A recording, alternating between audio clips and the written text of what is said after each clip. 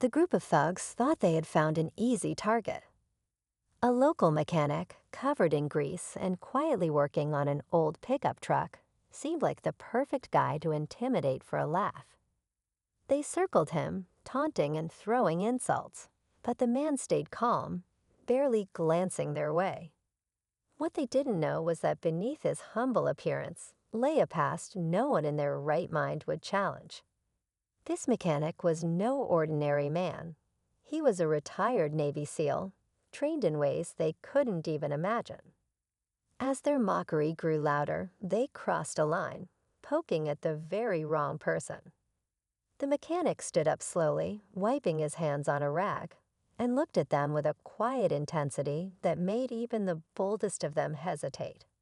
What happened next would leave them questioning everything. The leader of the group stepped forward, smirking as if he had already won. "What's the matter, old man?" "Scared?" he sneered, his friends laughing behind him. The mechanic didn't answer right away. Instead, he calmly placed his wrench on the workbench, his movements slow and deliberate. His silence seemed to unnerve them, though they wouldn't admit it. What the thugs couldn't see was the years of discipline and training hidden behind the grease-stained overalls.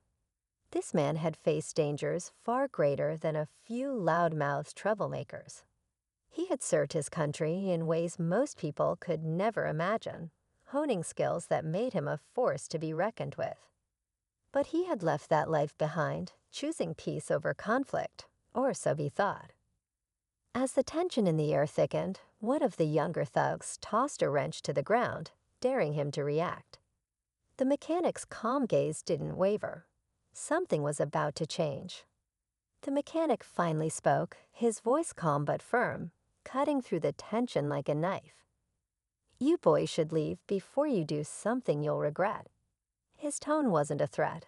It was a warning, one laced with experience and quiet authority. But the leader, emboldened by his crew, laughed it off. "Regret? The only thing we'll regret is not teaching you some respect," he barked, stepping closer. Meanwhile, an older man from across the street watched from his porch, shaking his head. He knew the mechanic's story. Everyone in the neighborhood did, except for these outsiders who thought they owned the streets.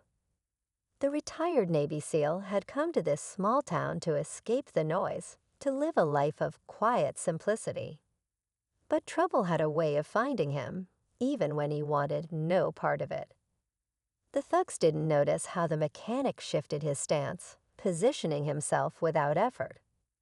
They didn't realize they were testing the patience of someone who had survived life-and-death situations most people couldn't imagine. As one of them reached for his shoulder to shove him, the mechanic's eyes locked onto his, cold and steady. Something in that look made the thug hesitate for a split second. But the others didn't catch it. They still thought this was just another guy they could push around. They were wrong. The mechanic didn't flinch as the thug's hand hovered near his shoulder. Instead, he looked him straight in the eye, his calm demeanor almost unsettling. "Last chance," he said quietly, his voice carrying an edge that silenced the street for a moment. But the leader wasn't backing down. Embarrassed in front of his crew, he pushed harder, stepping into the mechanic's space. "Or what?" he snapped, his bravado masking the faint unease growing in his chest. The mechanic still didn't move, but his presence seemed to grow larger, commanding the space without effort. The thugs exchanged uneasy glances, but none of them wanted to be the first to back away. The leader lunged, grabbing the mechanic's shirt. It was a mistake. In one fluid motion, faster than any of them could process, the mechanic twisted free, stepping to the side and shifting the momentum. The leader stumbled forward, stunned, but the mechanic didn't follow up.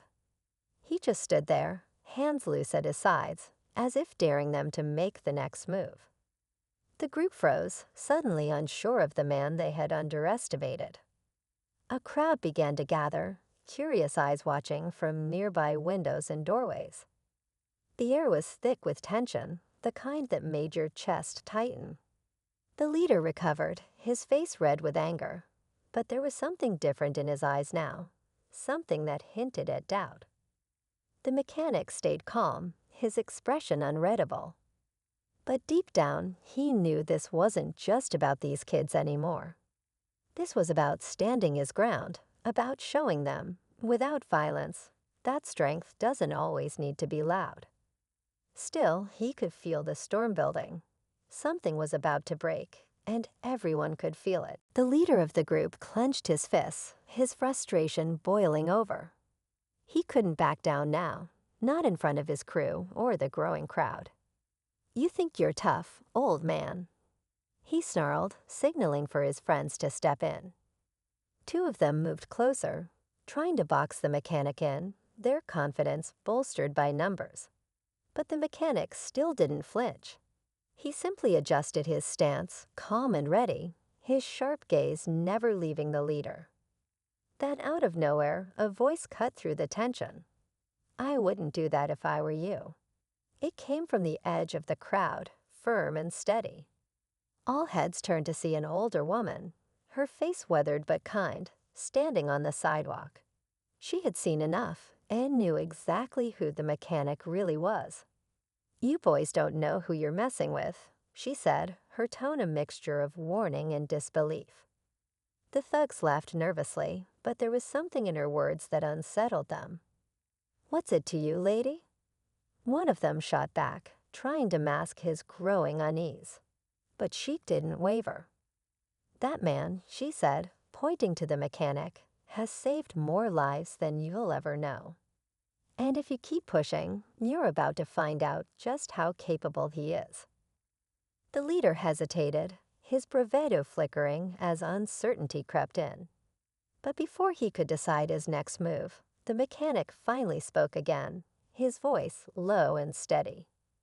"You have no idea what you're walking into, son. Turn around now, and we'll all forget this ever happened."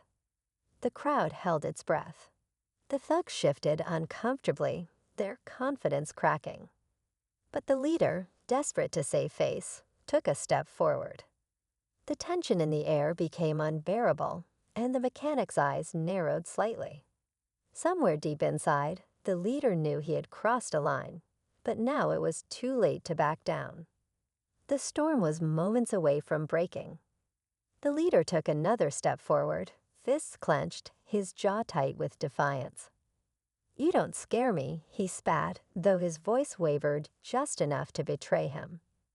The mechanic finally moved, stepping closer until they were almost face to face. The crowd held its breath as the two men stared each other down.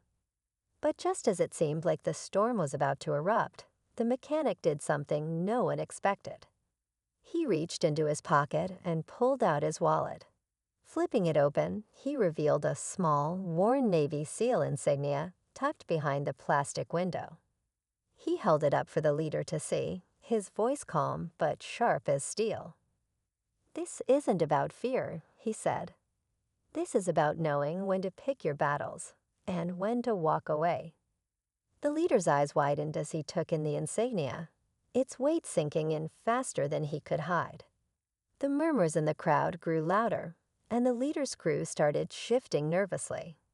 One of them even took a step back, muttering under his breath. But the leader stayed frozen, torn between pride and the realization that he was outmatched in ways he couldn't comprehend. Then came the twist no one saw coming. A police car rolled up, its lights flashing but siren silent. Out stepped an officer, another local who recognized the mechanic immediately. "Evening, Chief," the officer said with a respectful nod, confirming what many in the crowd had suspected but never spoken of aloud. This wasn't just any retired Navy SEAL. The mechanic had once been a commanding officer, a leader of leaders, now quietly living out his days in peace. The thugs looked at each other, panic setting in. The mechanic's voice cut through the tension one last time. "You've got a chance right now to do the right thing. Take it." This time, the leader didn't argue.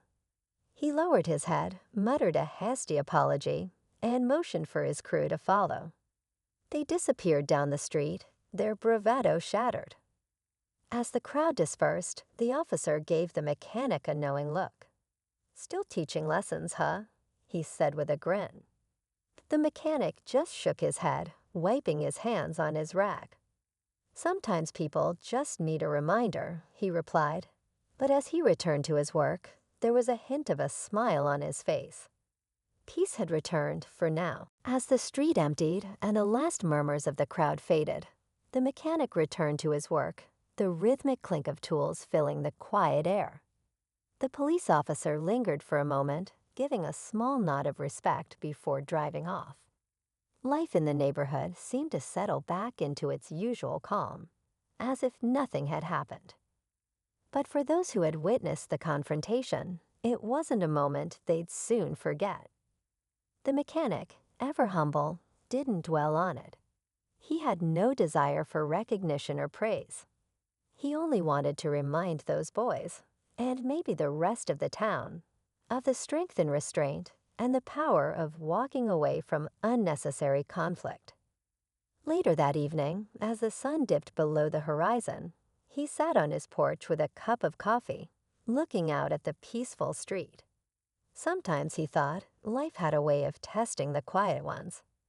But he was ready, always ready, to meet those moments with the calm confidence of someone who had already fought his toughest battles. Peace wasn't just something he found, it was something he earned every single day.